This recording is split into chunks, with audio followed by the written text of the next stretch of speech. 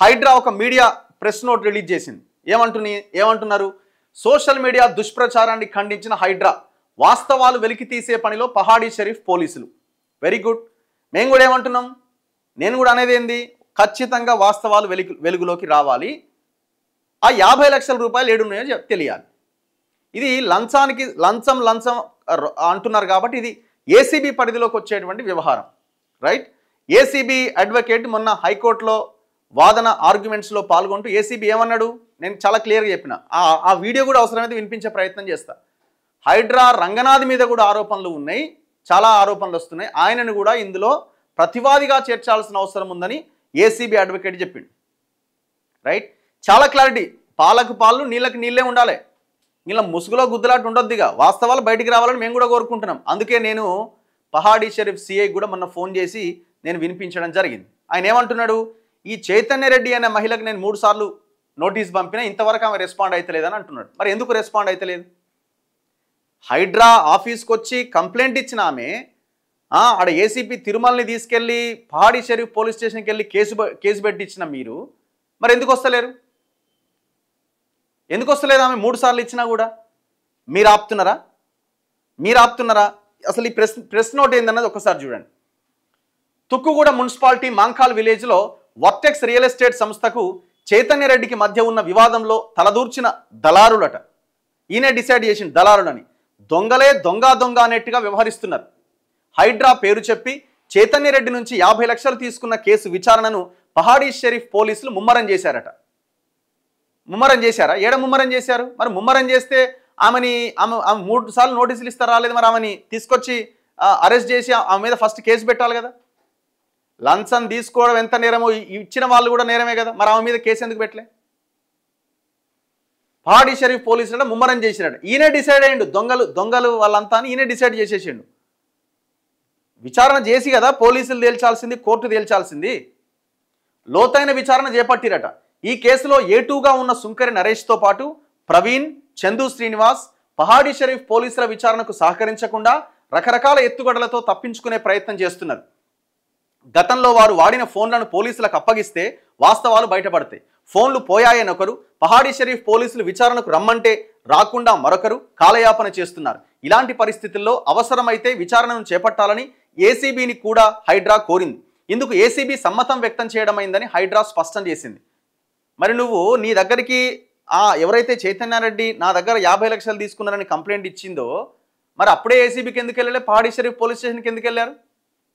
సరే, కేసు పెట్టారు, అయిపోయింది. ఇప్పుడు మీరు ఏమంటున్నారు? వీళ్ళు ఫోన్లు ఇస్తలేరు, వాళ్ళు మాట్లాడతలేరు అంటున్నారు. సుంకర నరేష్కి నోటీస్ పోయిందా? సుంకర నరేష్ ఇందులో ఏటూ కదా, మరి ఆయనకు నోటీస్ ఇచ్చిరా మీరు? మరి ఆయన ఎందుకు విచారణకు పిలుస్తలేరు? మేము ప్రవీణ్కి ఇచ్చినాం, చందు శ్రీనివాస్కి ఇచ్చినాం. చందు శ్రీనివాస్ మీకు ఎప్పటి నుంచి తెలుసు? రంగనాథ్ గారు మీరు చెప్పాలా? మీరు ఆయనతో కాల్స్లో మాట్లాడింది, చాట్ చేసింది ఇవన్నీ వాస్తవాలు కావా? చూపించాలా ఏమన్నా? పర్టికులర్ ఈ వర్టెక్స్ అంశంలోనే మీరు ఆయనతో మాట్లాడిన డిస్కషన్ ఏంటో చెప్పండి. మొత్తం వ్యవహారం అంతా నడిపించేది తెర వెనకాల మీరు వాస్తవాల్ని బయటికి తీసుకొచ్చి 340 ఎకరాల్లో దాదాపు 27 ఎకరాల అసైన్డ్ భూములు ప్రభుత్వం గుర్తించి జెండాలు బోర్డులు పెట్టి ఎంఆర్ఓ దానికి కారణమైన మేమేమో ఇవాళ దొంగలమైన దాని మీద మాట్లాడతలేడు. మరి అటు సూరన్ చెరువు ఏమైంది? కొత్త చెరువు ఏమైంది? దాన్ని రక్షించే ప్రయత్నం ఏమైంది? మరి ఇంతవరకు అక్కడ ఉన్న కన్స్ట్రక్షన్స్ ఎందుకు గూలగొడతలేవు? ఇది మొత్తం గాలికి వదిలేసిండి కదా దాన్ని. ఎందుకంటే అక్కడ పెద్ద పెద్ద వాళ్ళు ఇన్వాల్వ్ అయ్యారు కదా, ఆయన కూడా చేయడానికి ఏం లేదు అక్కడ. చూడండి ఇంకా ఏమంటాడు? చదువుకు సంబంధించి ఫేక్ సర్టిఫికెట్లతో లాయర్గా చలామణి అవుతున్న సుంకరి నరేష్ను బార్ కౌన్సిల్ సస్పెండ్ చేసిన విషయం విదితమే. ఈ విషయమై స్టే తెచ్చుకున్నప్పటికీ సుంకరి నరేష్ సర్టిఫికెట్లు ఫేక్ అని నిర్ధారణ అయింది. ఇలా మోసం నేర చరిత్ర ఉన్న సుంకరి నరేష్ మన తొలి వెలుగు రఘుతో ఇప్పుడు సుంకరి నరేష్ ఫేకా ఒరిజినలా అన్నది నువ్వే ఈ అవసరమైతే కోర్టులో నువ్వే ఒక సిటిజన్గా వెళ్ళి కేసేయి, దాన్ని ఇంకా బలంగా వాదించి ఆయన మీద యాక్షన్ తీసుకో. ఎవరు వద్దన్నారు? ఎవరైనా ఆపిరా మిమ్మల్ని? అదే సుంకరి నరేష్ అట మన తొలి వెలుగు రఘుతో కలిసి రోజుకు అవాస్తవాన్ని కట్టుకథగా అల్లి దుష్ప్రచారం చేయడాన్ని హైడ్రా ఖండిస్తోంది. నా దగ్గరికి ఇంటర్వ్యూ ఇవ్వడానికి చేయడానికి చాలామంది వస్తుంటారు, మాట్లాడుతుంటాం వాస్తవాలు ఏంటనేది ప్రజలకి వాళ్ళ వర్షాన్ని వినిపించే ప్రయత్నం చేస్తుంటారు. మీరు కూడా రండి, వెల్కమ్ రంగనాథ్ ఇంటర్వ్యూ కూడా చేసిన నేను గతంలో. మరి ఇప్పుడు రంగనాథ్ మీద ఇన్ని ఆరోపణలు వచ్చిన వ్యక్తిని ఎట్లా ఇంటర్వ్యూ చేస్తాడని అనే రైట్ ఎవరికి ఉన్నది? సుంకర నరేష్ ఇది చూడండి. సుంకరి నరేష్ వాహనంలో మనతొలి వెలుగు రఘు వర్టెక్స్ వెంచర్ వద్దకు వెళ్ళి కథనాలు ప్రసారం చేయడం వెనుక ఉన్న మతలబేంట్ అనేది పోలీసులు వెలికి తీసే పనిలో ఉన్నారట. నేనట ఆయన కార్లో పోవడం తప్పైందట. నేను ఒక ఆర్టీసీ బస్సు ఎక్కితే ఆర్టీసీ బస్సులో ఉన్న డ్రైవర్ మీద ఆరోపణలు ఉంటాయి, ఇక ఆయన కూడా బాధ్యుడేనా? నేను ఒక వెహికల్ వేరే ఒక వెహికల్ వేరే అతన్ని తీసుకొని వెళ్తా, అతనికి ఏమైనా ఆయన మీద తప్పుడు ఆరోపణలు ఉన్నాయి, ఇక నేను కూడా బాధ్యునేనా? ఆయనతో అంటగట్టేస్తారా? ఇక నేను సుంకర నరేష్ వెహికల్లో వెళ్తా, లేకపోతే ఇంకోరిదన్నా వెహికల్ ఆడుకొని పోతా, మీకు వచ్చిన ఇబ్బంది ఏముంది అందులో? పోనీ ఈ సుంకర నరేష్ వెహికల్లో మేము వెళ్ళింది, లేకపోతే సుంకర నరేష్ని లైవ్లో చూపించింది మేమేమన్నా దాచిపెట్టినామా పక్కన? ఒక్కసారి నా వీడియో చూసుకో, అదే వెహికల్ అందులో ఉంటుంది, సుంకర నరేష్ కూడా లైవ్లో కనిపిస్తుంటాడు. ఒకవేళ మాకేమైనా అందులో మతలబు ఉండి వీళ్ళ ఇంటెన్షన్ ఉంటే 1 కిలోమీటర్ అవతలనే వెహికల్ ఆన్ని పెట్టి ఇడిదాకా వచ్చి సుంకర నరేష్ నువ్వు ఈయనే ఉండు, నువ్వు వీళ్ళ లైవ్లో కనపడొద్దని చెప్పుకునే వాళ్ళం మేము. ఇష్యూ మా ముందుకు వచ్చింది, ఆయన తీసుకొచ్చిండు. అందులో మేము ఓన్లీ ఆ చైతన్య రెడ్డికి సంబంధించిన ప్రైవేట్ ల్యాండ్నే ఫోకస్ చేయలే. రంగనాథ్ గారు గుర్తించండి, గంటకు పైన ఉన్న వీడియోలో మేము ప్రధానంగా ఫోకస్ చేసింది ఎయిర్పోర్ట్ ల్యాండ్స్, అసైన్మెంట్ ల్యాండ్స్. మేము వీడియో చేయడం వల్లే కదా 27 ఎకరాల్లో ఎంఆర్ఓ బోర్డు పెట్టింది. లేకపోతే ఏం చేసేవాళ్ళు? మీరు కలిసి కూర్చొని పంచుకొని ఆ వర్టెక్స్ వర్మకి దాసోహం దారాదత్తం చేసేవాళ్ళు కదా. ఇదెందుకు మాట్లాడారు? సుంకర నరేష్ వెహికల్లో ఎందుకు పోయినావు? దాని వెనకాల మతలబట. అబ్బా, ఎంత పెద్ద దాని వెనకాల ఉన్న ఇది బయటికి తీసిన పెద్ద మనిషి మీరు. చాలా గొప్ప విషయం ఇది. వెళ్తాం, 100% వెళ్తాం. ఏముంది అందులో వెళ్తే? నేనే చెప్తున్నాను కదండి, మా వీడియో లైవ్లోనే చూపించిన కదా, ఆయన వెహికల్, ఆయన పర్సన్ అక్కడ కనబడుతున్నాడు కదా. ఇది చూడండి, ఇంకా వారి కాల్ డేటాతో పాటు ఫోన్ సంభాషణ మెసేజ్లను పోలీసులు పరిశీలిస్తున్నారట. 50 లక్షలు సుంకర నరేష్కి ఇచ్చినట్టు చైతన్య రెడ్డి స్పష్టంగా చెప్పిన సాక్ష్యం హైడ్రా వద్ద ఉన్నది. హైడ్రాతో పని పూర్తి చేస్తాను అని సుంకర నరేష్ తన వద్ద 50 లక్షలు తీసుకున్నట్టు ఆమె పేర్కొన్నది. ఇప్పుడు ఆమె అంటున్నది ఆయన చేత షెడ్ వేయించాలి, లేకపోతే ఇంకోటి చేయించాలని ఆయనకి ఇచ్చిన లీగల్ నోటీసులో చెప్పింది. 50 లక్షలు అందుకే ఇచ్చిన అని చెప్తున్నది. మరి మీరు ఇచ్చిన కంప్లైంట్లోనేమో లంచం తీసుకున్నదని చెప్తున్నది. ఏది నమ్మాలి మరి? 2 వర్షన్స్ ఉన్నాయి ఇందులో. ఫోన్ సంభాషణలు, మెసేజ్లు పోలీసులు పరిశీలిస్తున్నారట. ఎన్ని రోజులు పరిశీలిస్తారు? బయట పెట్టుర్రి. నాకు సుంకర నరేష్కి మధ్య ఉన్నది బయట పెట్టండి. ఆడియోలు ఉన్నాయా, ఇంకోటి ఉందా, నేను ఇస్తా నా ఫోను, బయట పెట్టండి. అసలు ఆయనకి ఇంతవరకు నోటీస్ ఇవ్వలేదండి సుంకర నరేష్కి పోలీసులు.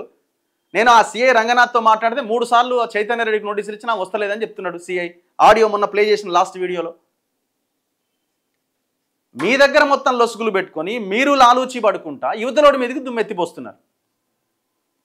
నేనేమంటున్నా, మమ్మల్ని కూడా అనుమానంగానే చూడండి. మాకేమి మీరు 100% మీరు ఇది అది అని మాకేమి సర్టిఫికేట్ ఇవ్వాల్సిన అవసరం లే. సుంకర నరేష్కి నేను కూడా సర్టిఫికేట్ ఇవ్వను. ఎంక్వైరీ చేస్తా అంటున్నారు కదా, చేసి తేల్చండి. అసలు 50 లక్షలు ఏడున్నాయి? అసలు ఇంతగా ఆమె చైతన్య రెడ్డిని ఎందుకు పట్టుకోలేకపోతున్నారు?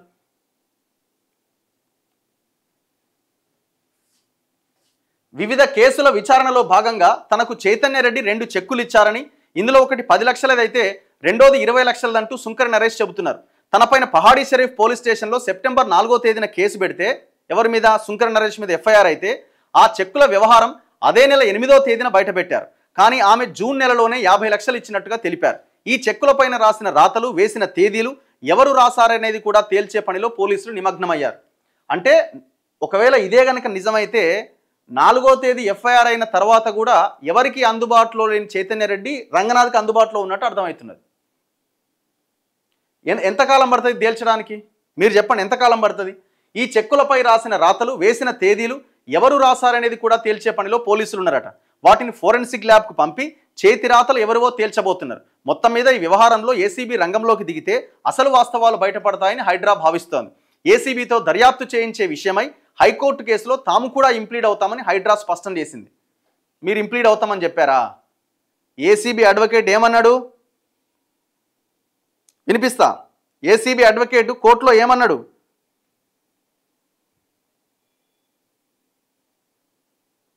ఇగో వినండి ఒకసారి.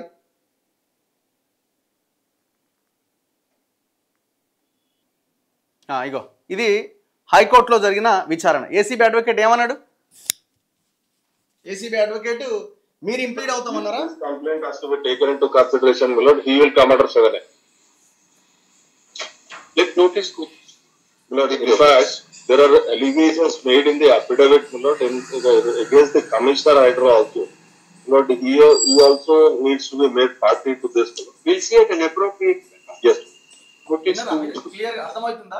ఏమన్నాడు? హైడ్రా కమిషనర్ రంగనాథ్ మీద కూడా ఆరోపణలు ఉన్నాయి, ఆయనని ప్రతివాదిగా ఇందులో చేర్చాల్సిన అవసరం ఉందని ఏసీబీ అడ్వకేట్ చెప్తున్నాడు. ఏసీబీ స్టాండింగ్ కౌన్సిల్ చెప్తున్నది హైకోర్టులో. రైట్, మీరేమంటున్నారు? మేము ఇంప్లీడ్ అవుతామని అన్నమని మీరు మాట్లాడుతున్నారు. ఎక్కడ మీరు ఇంప్లీడ్ అవుతామని చెప్పింది? అసలు మీరు మీ ఏసీబీతో కలిసి పహాడి షరీఫ్ పోలీస్ స్టేషన్లో కంప్లైంట్ ఎందుకు ఇచ్చారు? మీరు ఏసీబీకి ఎందుకు వెళ్ళాలి? ఆ రోజే ఏసీబీకి కదా ఈ లంచం కేసు ఇవ్వాల్సింది. మీరు ఏం చేద్దాం అనుకున్నారు? ఏదో భయపెట్టి ఇంకోటో చేసి వర్టెక్స్ వర్మ, చైతన్య రెడ్డి మీరందరూ కలిసి కూర్చొని మాట్లాడుకొని మీ వ్యవహారం చక్కబెట్టుకుందామని అనుకుంటారు. అంటే మేము సైలెంట్గా ఉండడానికి. ఇందులో ఎవరు కల్ప్రిట్స్ ఉన్నారో బయటకు రావాల్సిందే. 50 లక్షలు ఎక్కడున్నాయో తేలాలి. మేము అంటున్నాం, ఒకవేళ మీరు శుంకర నరేష్కో లేకపోతే ప్రవీణ్కో ఇంకోరికో ఇచ్చినట్టు తేల్చండి. మీరు అంటున్నారు కదా ఫోన్ సంభాషణలు, మెసేజ్లు తీయండి, బయటికి తీయండి.